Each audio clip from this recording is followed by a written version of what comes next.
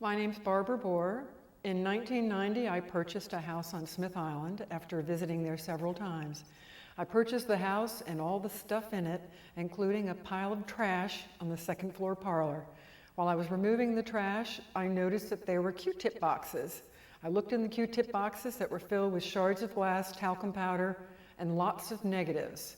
There were other boxes that had photographs that showed what the negatives were all about, and on the back of the photographs were dates, locations, and identification of some of the people that were in those photographs. I then had to match the photographs up with the negatives, and there I could start this project at the Whim of the Waters.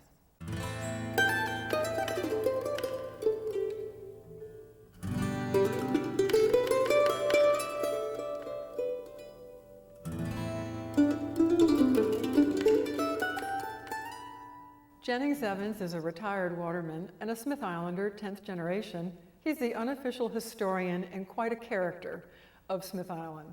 Whenever there's any type of public lecture to be given, Jennings is always the one that's there with all the stories and anecdotes about island life.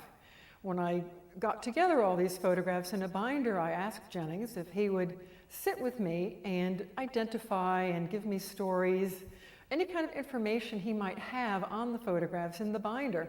And there were about 130 of them. And we patiently sat together for 6 hours, 2 different times, 3 hours at a clip, just laughing and giggling, and he's telling stories about these wonderful photographs of his island and the history that was contained within them. Well, I'm Jennings Evans, and I was born on Smith Island in 1930. And I lived there most of my life. We did take off 4 years. My father found a job in the shipyard in 1940, and I was off the island for around 4 years at that time. And then again, in 1951, Uncle Sam found me, and I went off the island for another 2 years in the military. But it was a good experience, and I came back, and I did what I was doing before, working on the water as a crabber. And I did fairly well. I didn't get rich at it or nothing like that, but enough to make a living on. And I seem to be satisfied. We're a close-knit island there. You know everybody, they know you, and you feel so secure there, you know. That's why a lot of children used to stay on the island. But now a lot of them are moving out for better jobs. And the old jobs, you know, they are kind of muddy and things like that. That's the nature of your job if you work on the water. And they strike out for better jobs, and sometimes they go to school a lot longer than I did. I only went to the 8th grade, and believe me, I should have went farther. I made a mistake that way, but I never did fault myself for going to work on the water. So I saw such a beautiful sight in the morning. You'd see the horizon raising out in the west and everything, and the beautiful sunrises in the east, and the beautiful sunsets in the west. And I just fell in love, and I'm still there. And I made up my mind I'm one of those kind that you have to drag me off a screen, kicking and screaming. Well, Barbara Bohrer, she bought an old home on the island. I guess it's just been almost 20 years ago now. And she bought a home that was pretty familiar to everyone that lived on the island. Right on the main road, the road that took us to the other part of the island named Rhodes Point. She let me know one day, she said, I found a whole lot of negative pictures up there, and she wanted to know about who the man was that she'd heard of a man named Rollins Tyler. Well, I explained all about him, you know, that he gave my father some pictures too, and I thought they were brilliant black and white pictures there. And she said, did you know the people in the pictures that he gave your father? I said, most of them I did. I come along in 1930, and a lot of these pictures were taken in the late 20s, and pretty well all of the 1930s. And I remember the older people in their old age. Of course, I was still a youngster at that time, but I kind of remember them. And she said, well, if I can get these developed for a presentation sometime, would you come up and help me identify the people in there? I said, I'd be glad to, but I don't think I know every person in every picture. She said, well, I expect that, you know, not to know them all. So anyway, there came a time there. She came back, and she had brought the pictures with them. She'd had some of them enlarged and all. And believe it or not, some of them were easy to identify from all these years back, you know, because some of the people had passed away in the 40s and 50s and all like that. But they had certain features that I kind of remembered. Some of them would be back too, and I could still tell which person, you know, that I thought it was. And she thought that was great.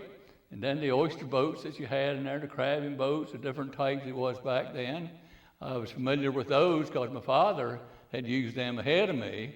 Of course, when I came along, they had more modern boats and everything, and we made our living like that. And I made my living too on the water for about 57 years. And so I never got rich at it, but I don't consider myself a failure because I always had enough money to feed my family and a little bit more besides. And so that's how I got into this, just by identifying the photographs that she found that were left behind.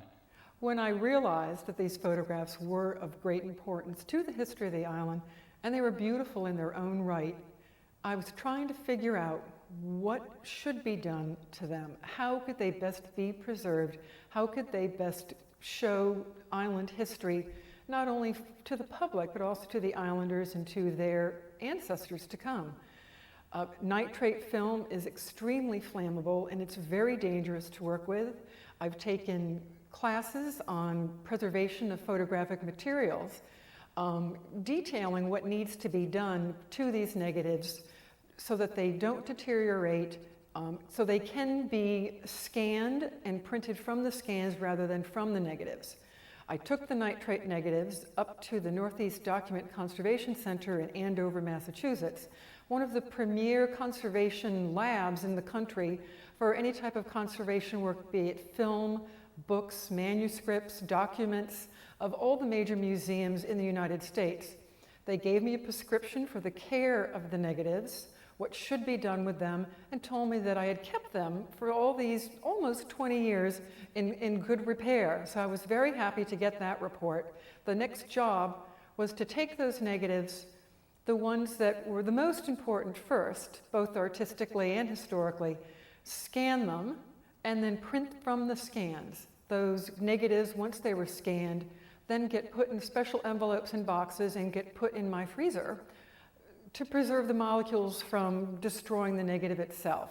That way, the images are preserved for basically a long, long time. I partner with Richard Olsenius, who was a former National Geographic editor, who's currently a National Geographic photographer. He's used to working with historic film, and he does fine art printing. You may recall the wonderful Chesapeake Bay photographer Marion Warren.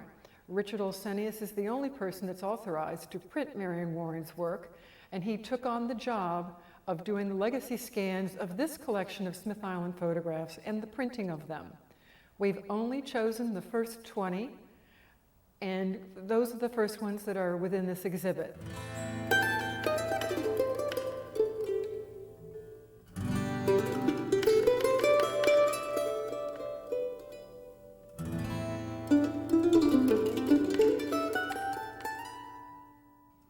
Right now we're looking at the house of the photographer of a lot of these photos that we have.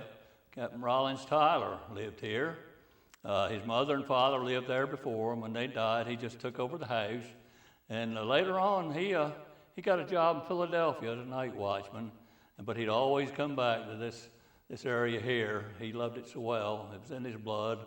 And in the 1930s, he started taking these pictures. I think he might have took some in the 1920s. But they were always beautiful pictures, I thought, in clear black and white. And he made sure everything was set up just right before he snapped the camera to take the picture. And as you can see, it turned out a beautiful picture. This home here was probably built around 1900, and the house is behind about the same time. And I still think it's a beautiful house. It's still there on the island. Now in this picture here, you can see how narrow the roads were. Apparently these ladies just came from a meeting, possibly a church meeting. And they're walking the lane, they're going back home. In the background, you'll see one of the general stores. It was 5 general stores actually about this time, around 1930 or 1935. And the stores in the background, and it shows really brilliantly. And you notice the fences. Every home and yard had a fence about those at that time. And but what happened is, as more vehicles gathered on down, more fences they found were being knocked down on Friday nights. Some of the people would rebuild them up, but a lot of them would never come and put them back up, and it got to be a problem. And now all the fences are gone, and they got what they call pyramids that used to hold your oil tank. They use them for the fences to bar off the old jalopies that come by there at night, you know, and it does a pretty good job. You hit one, you're going to bend your fender. But notice how narrow the lanes were. In those days, it was only about 5 automobiles, and they had to travel right directly between these fences here to avoid hitting them. Okay, now in this picture here, we're looking over to a place it's known simply today as Doctor's Gut. And this is the gut. When you say Doctor's Gut, because there's a home living there, a home there that the doctor lived in, and this long bridge that ran over there, you know. And it's familiar to me because I was about 8 years old, I guess, probably when this was taken. And on the other side of this house is the bay. And in the wintertime, it was a very cold place to be. The winds blew heavy there. My father lived there, and he said sometimes you'd have to have 6 or 7 quilts on you to keep warm at night, you know. And but anyway, the old doctor, he spent these last days there. And actually, when he died, they buried him in our cemetery there. And there's a bridge here. I guess that's about 1/4 of a mile long. And whenever anybody had an illness to go see the doctor, they had to walk this long bridge, you know, that they built across these guts, they called them, you know, these little narrow openings there. And it looks like a lonesome place. But actually, the family that owned it before had so many in the family that it never was lonesome there before the doctor came. But he actually had a housekeeper to look out for the house and everything. So they got along pretty good. And now we're looking at one of the oldest stores that ever been on Rhodes Point.